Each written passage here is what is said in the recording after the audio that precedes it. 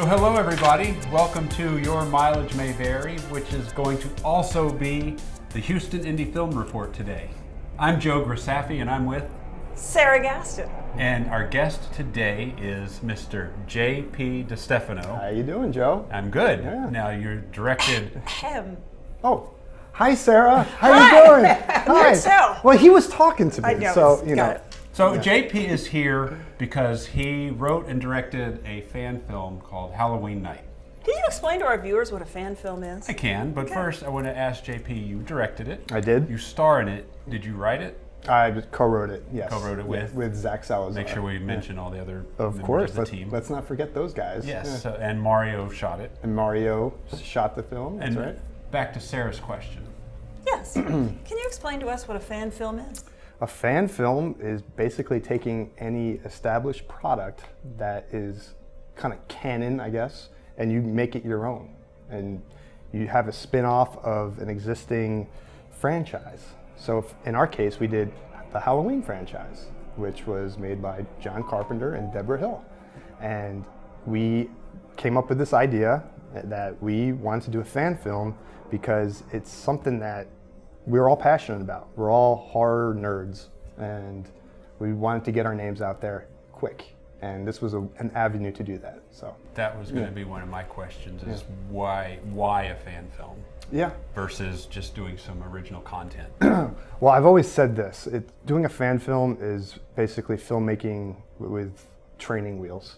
You know, in that sense, and if that's a good way to go down, because you have this established product. And you have this fan base that's kind of baked into the crust, and they're going to help carry your film, regardless of how good it is. People want to see the Michael Myers product, right? People want to see him on screen. And with Halloween season coming up, with the delayed in production schedules, with the new Halloweens, this is what they want. You fill the void. Yeah, you're helping fill this void. Right. Yeah. Now, obviously there's legal issues when you do a film like this. It's an intellectual property that's owned by someone else. What hurdles, what cautions did you have to take when preparing this? Now, I know you can't profit from the film itself. Right. But what other things did you have to avoid or were you aware of that you had to be careful about? Well, yeah, just the monetization on YouTube was the biggest thing. And if you have copyrighted music on there, just in general, that your video is going to get flagged and you can't monetize it in general. So we knew we wanted to use some of the original John Carpenter theme. So with having that already in our film, we knew we couldn't monetize the film to begin with. So, you know, we're not going to reach out to Miramax. We're not going to reach out to Blumhouse because we know they're not going to give us their blessing to do it. Right. Obviously. But it's not going to stop us from doing it. Because those studios, they still like having fan films because it's free press for them, free promotion for them. So I see it as a good thing. Right. Now the only fan film that I'm aware of that had issues was that Star Trek one that raised. Right. Are you familiar with this at all? There was a Star Trek fan film that raised over $1 million in a crowdfunding campaign, is. You can't spend $1 million on a fan film, so someone made money off that. Right. And that changed at least Paramount's approach to allowing fan films. Yeah. So I have a question. If money's not the driver, what's the driver? Exposure. Getting your name out there. And I think that's why it's good for any filmmaker starting out to do a fan film. Because so you want to get out there more as a filmmaker than an actor? Well, both. That's why I was doing both in the movie. Got it. Yeah, trying to kind of be a one-man show.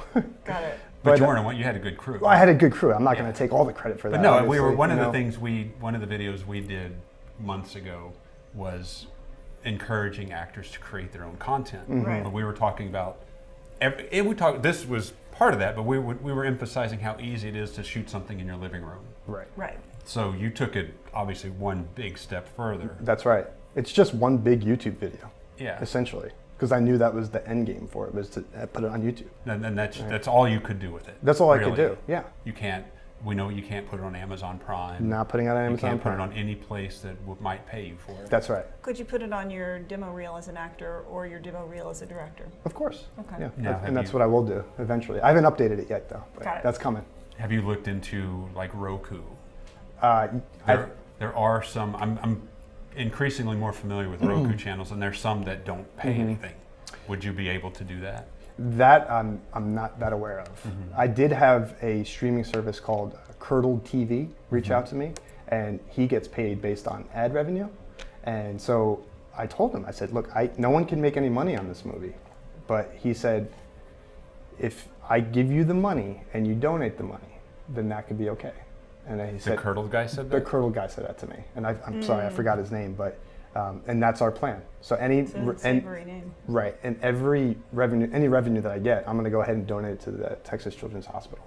Oh, sorry. And that's because Texas Children's Hospital, they've helped my family out in the past, so it's my turn to give back to them. So Curdled TV is a horror streaming channel. We actually have some stuff on there. I figured, but just the name is so unsettling. I'm having flashbacks to when I was a child. I think of like curdled milk. That's exactly right. I suspect it's being a horror site is the curdling of blood. Oh, okay. There you go. Happy Halloween. That might be more applicable. Yeah. And this is why. So, as far as I know, you have merchandise. You have. I'm wearing DVD. some of it. Yeah. You have the DVD. You have the shirt. Yep. You gave us the enamel pins, which probably wouldn't show up on camera. I assume you're not allowed to sell the DVD. I'm not selling it. I'm getting these made through donations. Okay. So people are donating to our campaign, and any money that comes to the campaign is being used to make said perk. Okay. Yeah. Is that the same for the T-shirts? Same thing for the T-shirts and the pins. Yep. All right. You're not allowed to profit from there's it. No profit, yes. You can use that money to push the project forward. Correct. As long as you spend it, you're good. Yeah, you're net zero. Right. You're even, balanced. So what kind of budget did you have for this?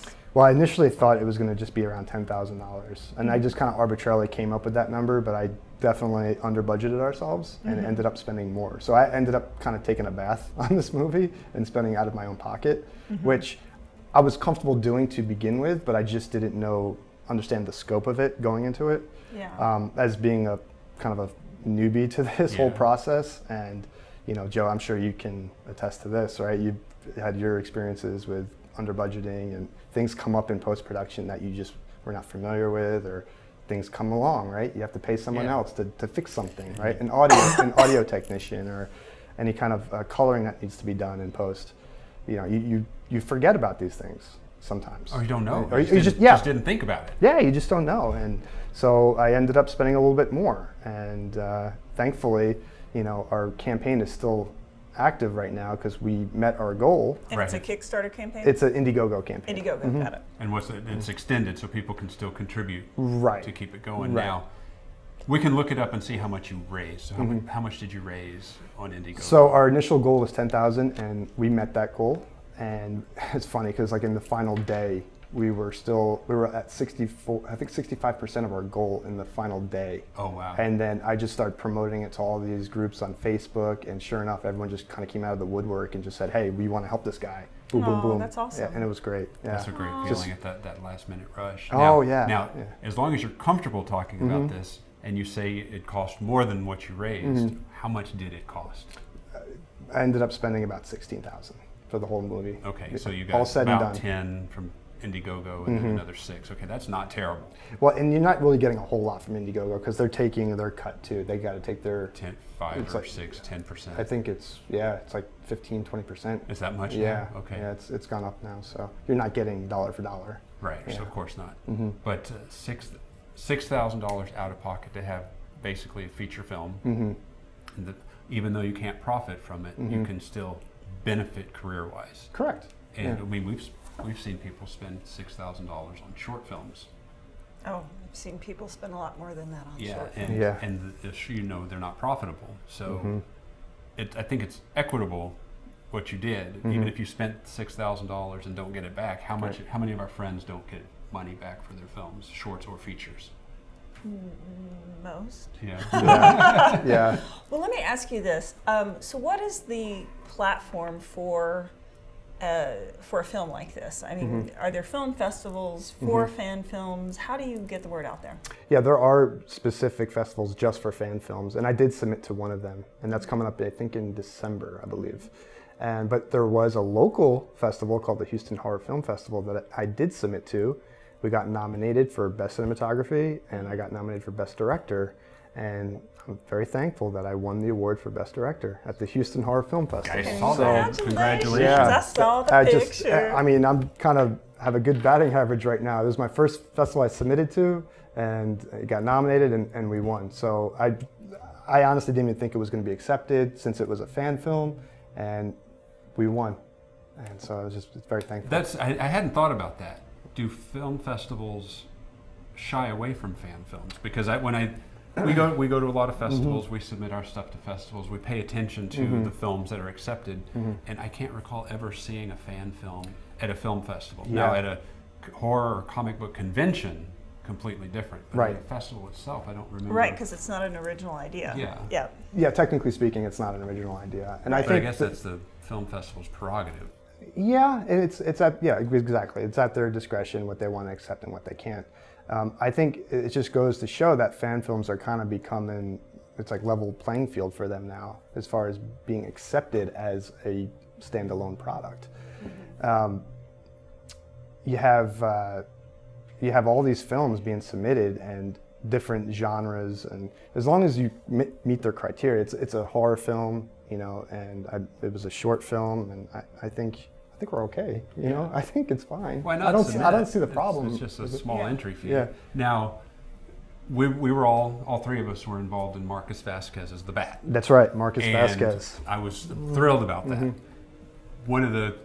When I think about it getting released, I have to tell myself, okay, this, just like Michael Myers, Batman and the Joker have this rabid fan base. That's right. If they don't like what you did, they're going to let you know. Oh yeah. So I'm very prepared to be Haters gonna hate. Yeah. Yep. I'm very prepared to be criticized for my portrayal of the Joker. Yep. Did you think of that when you were putting this together, knowing that some people are going to love it, some people are going to hate it? Yeah. Did you anticipate that? I mean, it's all those things you think about while you're making the film. Like, is this even worth it? Are they going to like it? And it's a lot of pressure on you as a filmmaker. But at the end of the day, you're making a movie that you want to watch. And I think as long as you're happy with the product that you're going to put out, and it's a movie that you want to watch, then hopefully people like the same stuff that you like, and they'll want to watch it. I think you can't go wrong with putting something out there that you ultimately are passionate about, and it's a product that you're familiar with, and people are going to see it through the work. I feel like, I hope, And sure enough, we've had a lot of views. And you're at 500,000. 500,000. I'm looking at it right now, and you're at 515,709 views. That's kind of amazing. It really is. I was thinking maybe 20,000 views or something like that, and it definitely exceeded that. So, and you got the Best Director award. When it first went on YouTube, I read a lot of the comments, and they were really, really gushing about this. Yeah. Now, that's great, but did you have anybody that was criticizing you? Oh yeah, there's always going to be those people. Somebody said, hey, this director should kill himself for making such a shitty film. Yeah. Die, hippie, die. Yeah. We put a thing up years and years ago, a little 60-second short. I drove by that Walmart today. Yeah, and I had my long hair at the time. It was a very quick spoof of I Am Legend, where we're the last two people on Earth, and one of the comments we got was "Die hippie die." That was in the Walmart parking lot. Yeah. I saw that. People agree. People, it's not people, and they're wrong. They're entitled to their opinion, but of course, usually they're just hating.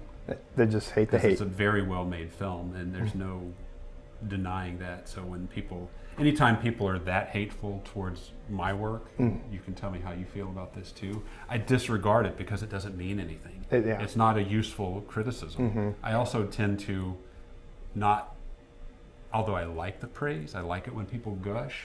If they don't say why, it doesn't really mean anything then either. That's true. Right. Yeah. Right. And you can always silence them. That's the good thing about YouTube. You can just delete the comment. If someone's going to be rude and disrespectful to my cast and crew, I mean, they put their heart and soul into this project. They don't deserve to be reading that. So I'm not going to give those trolls a platform to even speak. Good. So just cut them out, take them out of the equation. Right. And especially if they're going to say something negative about my kid actors, I'm very protective of them. As you should be. So this is their first movie that are specifically our two lead kid actors, Carson and Julia. Great kids, you know, and they're just starting out and they have a bright future ahead of them, and I want them to go into their careers full steam with full confidence that they're doing a good job, and they are. Right. So I don't need someone living in their grandparents' basement saying something negative about them. Right. It's not going to happen. Not on my watch, at least, you know. Right. So you've got the trolls and the haters, and it sounds like you don't engage. No, I don't. Just delete. Yeah. Just delete. Yeah. Or I'll just say something funny back, like, "Hey, thanks for adding to the traffic of this film." I love that. Yeah. Thanks for the view. Keep them. They'll either stop or they'll keep going. Or even better, if someone's just going to rag about all the negatives that they don't like about the film, I'll just say, "Okay, what did you enjoy about the film? Let's be fair here, right? There must be at least something. You stuck around for the whole film, you know. What's something you did like? Name one thing," and they won't respond. Yeah. But what's interesting is that the fact that I am responding, at least trying to almost most of the comments, it kind of weeds out the people that are going to say hateful things, because they're like, "Oh, this guy actually does take the time to respond to the comments." Interesting. So it's another kind of psychological thing I noticed going on. Well, if they were interested in engaging in a meaningful dialogue, that's not where they would choose to do it. Exactly. Yeah. And they can see they can't ruffle my feathers too. So Right. It's one of those things. Yeah. I wanted to, if I may, to ask you a few questions from a directing standpoint. Directing and acting standpoint. First of all, why did you choose to play the character that you chose in this film? Because I didn't want to have to schedule another actor.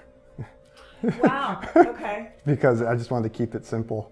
Okay. You know, less people I have to coordinate with. That's why I wanted to put my wife in the film, which she didn't even know she was going to be in the film until about a month and a half into shooting the movie, honestly.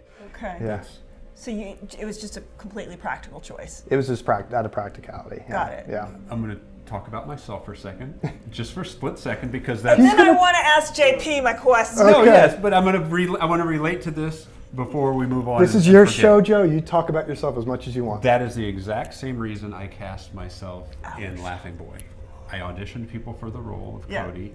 And that was your first film, correct? My first film. First film. And I realized, if I'm one of the actors, that's one less people I need to worry about showing up. Yeah. One less headache you have to deal with. Yeah. Mm-hmm. Yeah. And that's how I viewed it. I'm done now. That's all I wanted to say. Okay. Laughing Boy, check it out.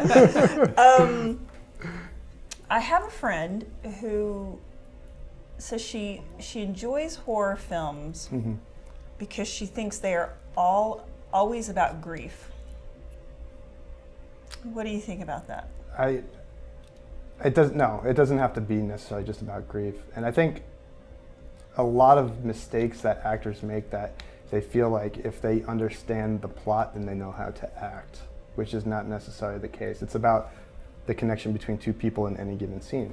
And I think you might know this, Sarah, because you are an acting coach, and you might teach this, I don't know, but I was taught that just what's your intention that you want to convey to the person? What do you want them to understand about you? And it doesn't necessarily have to be taken for face value of what the plot is in the movie and what the circumstances are. It's just right here. But there's always loss. There's always loss. And often the antagonist is triggered by their own personal loss. And then I have another question. How do you, as a director, get actors to go for it and not hold back? Because these are life and death stakes. Yeah, literally. Yeah, and a lot of actors are really self-conscious about that. Yeah, and especially if there's a lot of people on set, sometimes they might be scared to perform in front of them, and you know, you got to let them feel comfortable in their surroundings. So, for instance, in our scene with Sandra Gronberg, who plays Nancy in my film, she's getting dragged, spoiler alert, she's getting dragged along the floor and by Michael Myers, and she's fighting for her life. I didn't know people got hurt in this film. They do. It's very upsetting. Go figure. Yeah. So she's getting dragged along the floor, and she's screaming out to her boyfriend, who's already dead, and she doesn't know that yet. And it's very inconvenient. Very inconvenient, and it's always a trope that people find themselves in horror films. But she's got to scream for her life, and sometimes, you know, you, as an actor, you might not know which level to take it up to. And for me, as an actor, and to convey an emotion, I I understand it in my mind, but to convey that to an actor, as a director, what I had to do was literally go on the floor and act out the scene for her. And I'm like, first of all, time was kind of the essence, and I didn't want to waste too much more time. So I literally just acted out the scene and screamed, and people were like, whoa, this thing, yeah, JP is serious right now, and like probably the neighbors are probably calling the cops right now, which, you know, it's okay. But yeah, that's what I have to do. I have to literally act out the scene sometimes. Not all the time, but maybe in that specific moment. And that was a very memorable night on set too. So kind of, that's my approach for those moments. I've seen that done before. Sometimes you have to do it if you're not getting what you want. Because trying to just sit an actor down, okay, you're gonna get stabbed. He's gonna drag you across the floor. Let's see how you react to that. I'm like, I don't have time to see kind of how she's gonna react to it. I'm like, this is what I need from you. I need it right now. You know, time is crazy. So yeah. Nothing. I don't think there's anything wrong with that. If they're not giving you what you want, you gotta show them. You gotta get it to move on. I think there's everything wrong with it, but let's hear your thoughts on that. So you share. I'm kidding. Okay. No, what interests me about that is, I would have thought that during the audition process you would have had, or at least the callback process, you would have had a key scene like that be part of the audition process to just see if the actor could pull it off. We actually didn't have auditions. I was going to ask. Yeah, we didn't have auditions, and I was just taking recommendations from my co-producers too on who to bring on to this project. Got it. Yeah, and I had seen some of their work before, and they do great work.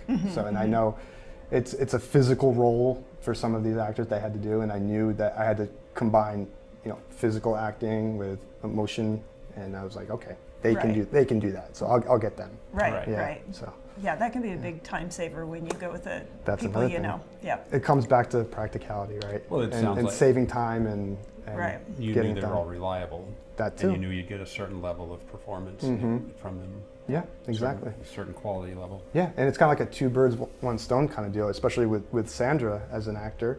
She's an acting coach in the Woodlands, and she teaches kids. And two of her students were the two actors in our film, Carson and Julia. Got it. So it was kind of, it trickled down from there. So I want to talk about the kids and YouTube for just a second. Yeah. YouTube has, and you may have seen this when you've uploaded your videos, they have a question or a check-off point where it says, are there kids in this video? So what does that mean? Content for kids? Yes. It's not is this content for kids, I think, is one, but there's also are there kids in it? Yeah. Obviously, you have kids in it. There's kids in it, but it's not made for kids. Okay. So you have to hit those check marks. Right. So I know if you say it's for kids, it shuts the comments off. It shuts the. I didn't know that. Yeah. I didn't know it shuts the comments off. Because I recently got monetized again, and I had a couple of videos where it just Legos on a table, messing with the Legos, and it's for kids. Yeah. To see if I could get the views. Sure. And I went back and clicked. At the time, it didn't have that option. So I went back, and then the option's there, and I said, yes, it's for kids, and yes, it immediately shut off all the comments. I guess that makes sense. Yeah. So while we're on YouTube, and we know you can't monetize the film, and we know to be monetized, you have to have 1,000 subscribers and 4,000 hours viewed, which you met in like 2 days. So that's a big deal. Yeah. You can't monetize the movie itself. Right. Can you monetize the interviews and the behind the scenes stuff though? As long as you don't use any of the copyrighted music, then you're good to go. Yeah. Are you generating any money from those? Just a little bit right now. Like a couple bucks right now. Yeah, like $4 or $5 per actual video. Wow, Yeah. And it's funny because the Halloween night movie has over 500,000 views, but some of these behind the scenes, they only have like 500, 700 views. So, right, so just because the movie's doing really well doesn't mean it carries over to the other stuff. They watch the movie, they've moved. Yeah, and hopefully you would hope that all the people that watch the movie would subscribe, because if that was the case, then just looking at 3.6 or 3,600 subscribers. Correct. And you'd think you would have a lot more than that. You would think, yeah, but I'm still thankful for the people that are subscribing. Let that be known. Sure. You know, because I am getting about 15 to 25 subscribers a day at this rate. That's great. So, yeah. I'm gonna stop that for a second. So, I think before I launched the movie, I had 48 subscribers on my channel, and now I'm at 3,500. Very quickly you hit that. Yeah. Pretty quick, yeah. Now, a lot of directors think, once I get that short film in the can, everything's going to take off, fame and fortune will come my way. So, it's obviously a little more complicated than that. What are your plans? Do you have plans for another fan film? Do you have plans for a feature? What's next for you? So yeah, my next plan is to do a short film with my co-producer, John Schilling. He's the guy who played Michael Myers. He's been a close family friend for a while, and I trust him. And he's got some great ideas, some very abstract ideas for a thriller film. And obviously I'm not going to get into it. We're still in the pre-production stage and still kind of brainstorming what we want to do. But I want to do about a 10 to 15 minute short with him that's just a completely original idea where we own everything to it. I don't want to be at the mercy of, not the mercy, but like I don't want to do another established product, obviously. Right.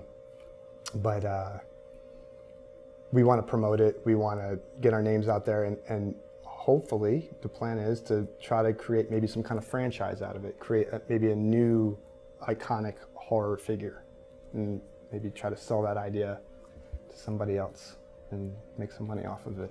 Yeah. It will be interesting. I hope you do that, and it'll be interesting to see if your views here roll over into something new, original content. Well, that's the good thing about the horror community. They're very loyal. The fans that I've kind of established from making Halloween Night, they're very curious to see what I am doing next. So at least 3,600 of them are. At least those guys right there. But it was funny. I was talking to Marcus Vasquez, who did The Bat, and he said it's very important to meet your goal on Indiegogo because that's kind of like your credit score as an indie filmmaker going forward. People see that, this guy is serious. He met his goal. Right. And you've got enough that's interested followers. Yeah. That was a very interesting way of putting it. And I'm like, wow, your credibility and going forward, and people who trust you to say, hey, this guy knows what he's doing. He can really meet his goals and fight for his film to get it out there. So that's what we did. We met our goal, and I hope people see that going forward. And so when I do another crowdfunding campaign, which I plan on doing, we'll have that as a source of funding to start off our next project. I think that's a great feather in your cap to say you met your goal for the Halloween Night film. You've had, by that time, you may have 1 million views. Yeah, that's going to be really, really good for you. Yeah, you're award winning. Yes. So for this type of film, I would think you'd make the rounds of like Comic Palooza, Texas Frightmare, those types of festivals. Fantastic Horror Film Festival. Yep. COVID's put a damper in things, obviously. Yeah. But are you still planning to submit virtually to all these festivals? And cons? Yeah. Well, I tried Comic Palooza, but they canceled their entire event because of COVID. But they refunded me the admission price for that, and so I just used what I was going to use for that, and I spread it amongst all these other film festivals. Right. So, and I got accepted to one in Turkey, which is the Andromeda Film Festival. That's in Turkey, so they accepted us. That's so cool. Yeah, it's really cool. So Halloween Night's international now. Woohoo! So they like their Michael Myers. I think it's. I mean, obviously, it's a worldwide, world-known franchise. Yeah, and we are already getting worldwide exposure just from being on YouTube. I mean, filmmakers don't. I'm sorry to interrupt, but filmmakers don't. A lot of filmmakers, I think, don't understand the importance of YouTube. They think, and I'm guilty of that thinking myself too. It's like, oh, that's a last resort. Yeah, but it's not. It's not. It's really not. It's not. It's your self-distribution. Yeah, it's right there. It's no different than putting it on Amazon Prime. It's really not. And actually, in terms of exposure, and if you look at the numbers, the ad revenue you get on YouTube, it's actually a little better than Amazon Prime now. Yeah. Did you know, like, Amazon Prime is only a penny an hour viewed for if you don't. It's tiered, and the worst is a penny an hour if you don't make a certain placement. It's so sad. It's like it's crazy, and you can see all the analytics on YouTube too. I'm sure you can see it on Amazon too, but I see it. Who's seen it all over the world? I think the Philippines loves Halloween Night. They watched it. I think it's like the third most. The United Kingdom, Brazil. The Brazilians. It's crazy. But I just found out that our video got blocked in Denmark, actually. Interesting. They are the happiest place on earth. That's why. They're not going to be anymore. You make them sad. Yeah. I think it's just with terms with Google and it's behind the scenes stuff that I'm kind of unfamiliar with. But that would be an interesting Google search. Why are films blocked in Denmark? That's something we need to look into for sure. Yeah. But it's kind of sad though. It's just one place taken away from us that's going to get us views and exposure. Right. You know? I mean, that's a whole country. Right. You know, we're not talking about a town or something like that. You know? Yeah, What's the biggest lesson you learned by making this particular film? Ooh, biggest lesson. Wow, there's a lot actually. I would think just understanding people better. Understanding that there's going to be different personalities and people have a lot going on in their lives where you have to respect them and understand that people are going through things. And if I'm not paying them up front to be a part of my project, then I need to at least know what's going on in their life to say, hey, that's a priority you have going on, and I have to respect that. And I'm going to tailor my film schedule around you. You know, so I think it's understanding different needs of people and just being open-minded and being flexible. One of the things I talked about in another podcast was just being malleable too, and being able to tailor your script to what you have at your disposal. Mm-hmm. For instance, we have the Loomis house, which is my house in the movie, was being under construction in real life. It was my buddy's house. His name is Wilbur, and he's actually not far from here. And I asked Wilbur, I said, hey, how much longer do you have to finish your home? He's like, we got about another year and a half. I'm like, okay, we're not going to be able to film it in a nice, completed looking house. So there's a lot of, drywall, 2x4s stacked around all over the place. So we tailored that into the script of the film. And I just said, okay, I'm not going to fight it. I'm just going to say, my character and my wife are selling our house, and we're just going to be getting it renovated, and that's going to be part of the plot of the movie, which ended up making it in. And we kind of foreshadowed a circumstance where my wife is going to open the door for a trick-or-treater, and she struggles with opening the door because it's being worked on. And we made sure we got an insert close-up shot of that moment, because she does struggle with that later on in the film where Michael Myers is attacking her and she struggles with the door. So it was these moments of creativity that just happen that you don't really think of right there while you're drafting up a script. It's like, okay, being malleable, right, being flexible to your surroundings. Well, and it adds some atmosphere some interest that wouldn't have been there in just a regular pretty house. Yeah. Even if it doesn't pay off, it makes it interesting because these people they're dealing with something else. Yeah.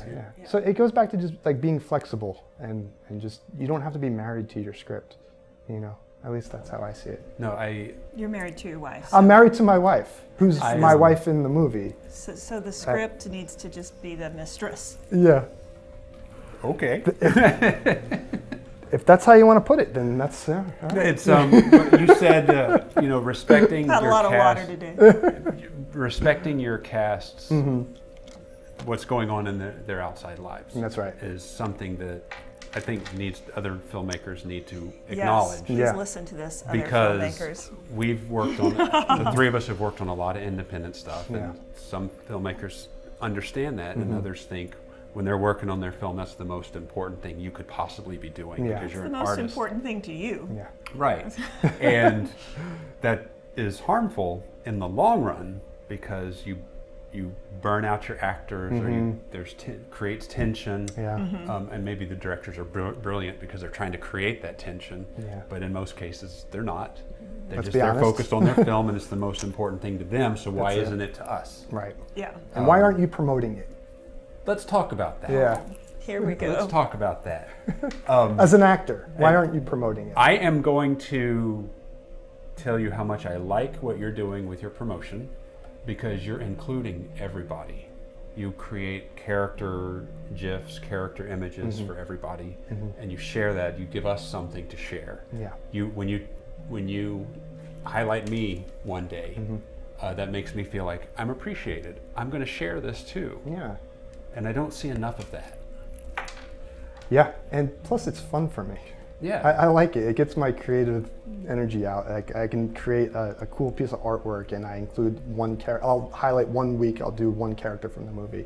Like for instance, Tommy Doyle.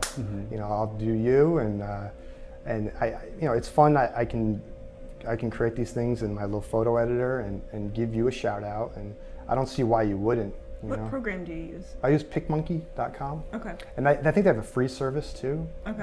It's kind of like a trial version. You can sign up on it. It's pretty easy. I don't even use Photoshop. Photoshop is it has a much higher learning curve, and I need to kind of dumb it down because I'm not the sharpest tool in the shed. What you're doing looks like you spend a lot of time doing it. Yeah, so I've mastered that. Like, it's basically taken like all the cool features from Photoshop and kind of made it into like a Photoshop for Dummies kind of version, on a web-based version. And I can access it anywhere as long as I have an internet connection. I can just go to the website, and it pulls up my hub and everything. So everything every work that I've done in the past, it saves it there. So it's great. Have other actors responded to that though, including them in the emotional aspects of it? Some have, yeah. Some have, not as much as I kind of hope that they would. Right. But then again, I'm not expecting them to. It's, you know, it goes back to, you know, you can't expect people to do things or share it, right? And I'm not asking them to do that. Right.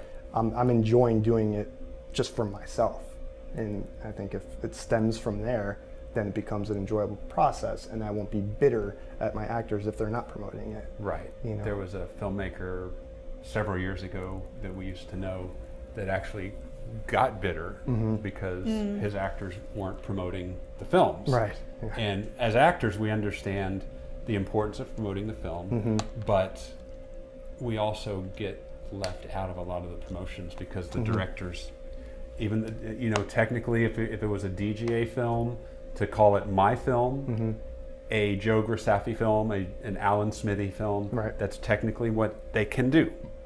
But they treat it like no one else was a part of the film, and they're just constantly promoting themselves and the film, which I'm guilty of now. Yeah. But when my films are early in their life, I try to include everybody I possibly can. Right, and that's important too.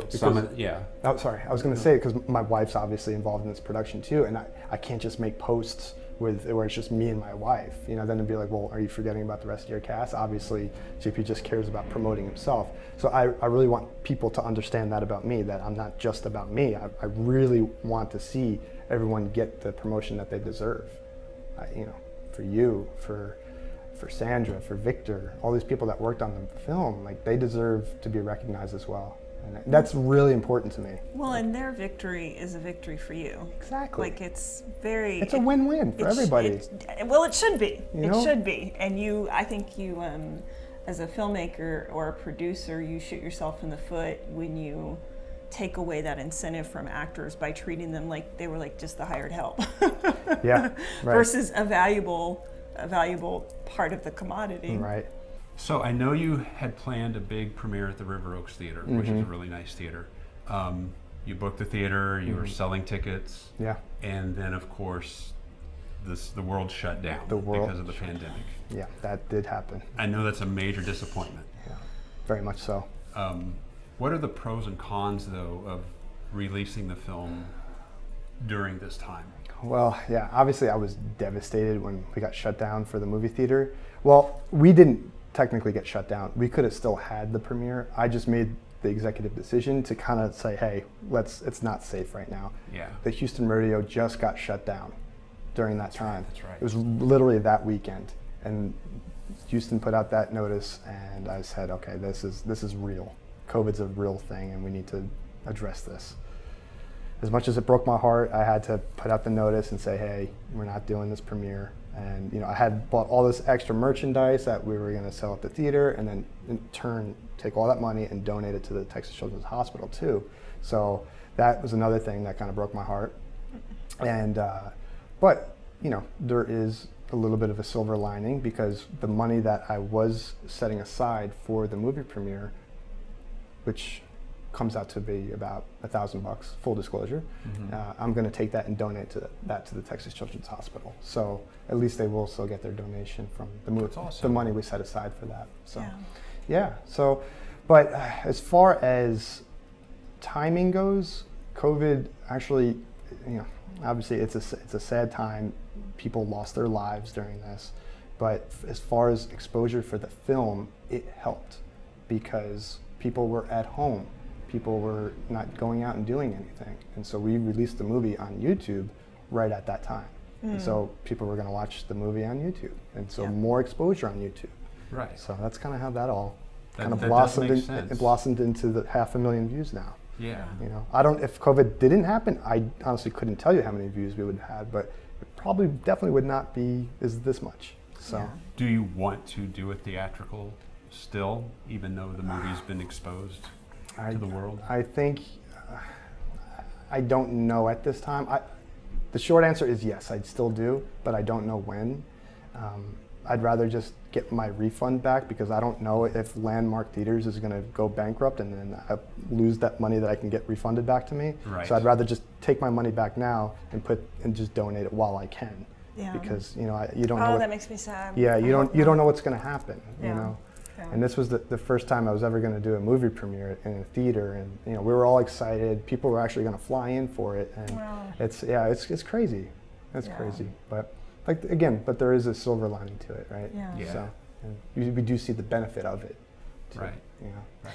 You've mentioned Texas Children's a couple of times. Mm-hmm. Do you mind saying what your connection is there? Well, my wife went there, and she delivered 2 of our sons there. Oh, okay. So we have 2 little boys. Dylan and Aiden, and so they've helped us out and delivered our kids. That's what they did.